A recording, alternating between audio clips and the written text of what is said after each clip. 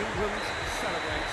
They are the continent's ultimate team, winners of the European Championship. What a moment this is for all connected with the team. It's a day for pride, a day for glory, another grand chapter to be added to their glittering history.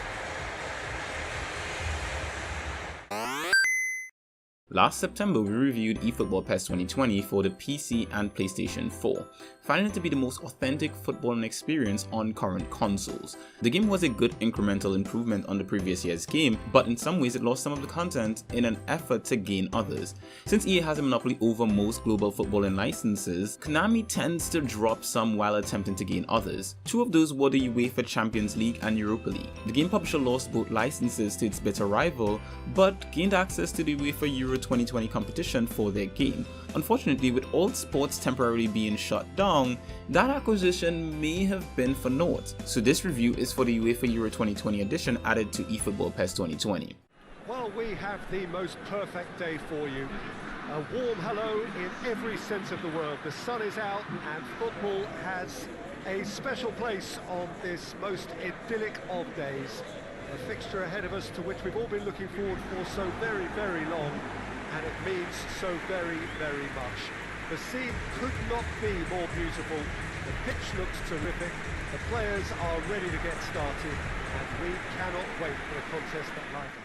The developers updated the game using their datapack system, and in doing so, they added the now postponed Euro 2020 competition to the current game. Datapack 7 released for the PC, PS4, and Xbox One on June 4, 2020. This update included the official UEFA Euro 2020 license, adding along with it several new cinematics and animations. Included with this were two new arenas, Wembley Stadium and the Gazprom Arena. Stadiums, however, were not the only additions to the game. Konami also added every Euro 2020 national team, including their current squads.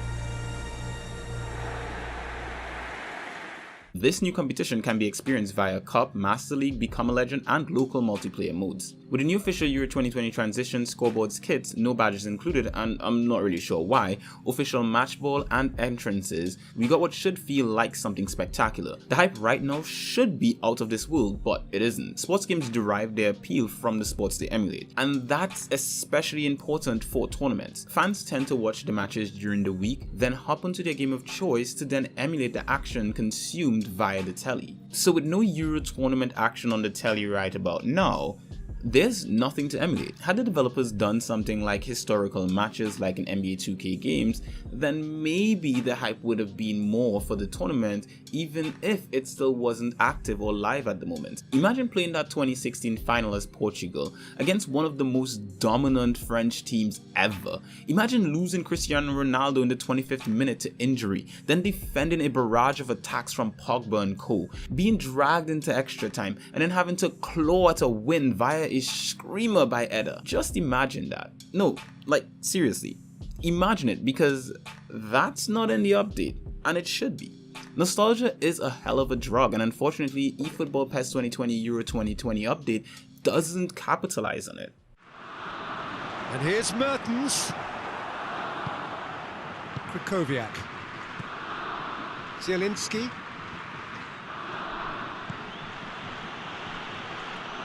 Tongan gets it back, tries to get it forward, tries a shot! Goal! Belgium! And Belgium are ahead! As for the gameplay, it has seen some minor changes, including fixing an issue which sometimes caused lofted passes kicked at full power gauge to fall short of their target while using manual controls. However, for the most part, the game is unchanged. It retains the same ebb and flow present in Data Pack 6 with a few changes to the AI, which sees more varied situations happen during matches depending on the difficulty chosen. With a few tweaks to the AI, which sees more varied situations happen during matches depending on the difficulty chosen. What this means in game is that you'll find AI sometimes making mistakes while at the same time being more clinical in the second third.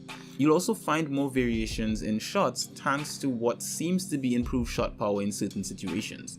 There are also improvements for my club, like the ability to choose national teams as your base team. The game has also seen fixes as well related to the representation of team strength in the online mode, but we've yet to see any Euro 2020 implementation in it. As with other data packs, 7 includes more face models, new player and manager portrait updates, team emblems, team strips, and updated player names. They even included new season data for the Chilean League. This is great for players like myself who play Master League and desire constant improvement to the game as time passes. And here's Chris, goes for it! That has certainly tested the keeper. The keeper really dug out his defence then, a magnificent effort.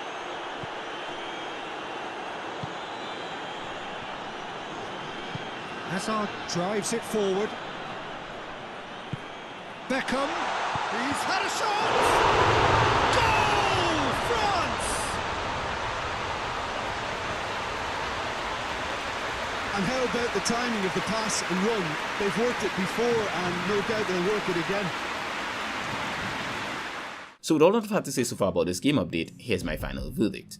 In conclusion, this is what PES has become. It's an incremental improvement to an otherwise great game. Yes, it can and should be better. Yes, we want more features that were present in the legendary PES 2006. But we'll have to wait a bit longer for that, it seems. The Euro 2020 addition to PES has added something new to the game that fans will love, but with the Euros being postponed till 2021, this may have been a bit of a bust. With no hype or real nostalgia incentive to play, this edition may just be played once and then subsequently forgotten. For those who have been sitting on the fence, well, this isn't going to sway them. What Konami has added in this update is just enough, but nothing more. Thank you very much for watching our review of the Euro 2020 edition to eFootball PES 2020. If you enjoyed this review, make sure to leave us a like and a comment in the comment section below, and if you'd like to see more content like this from us, make sure to like, subscribe, and hit the bell icon so you'll always know when we put up new content.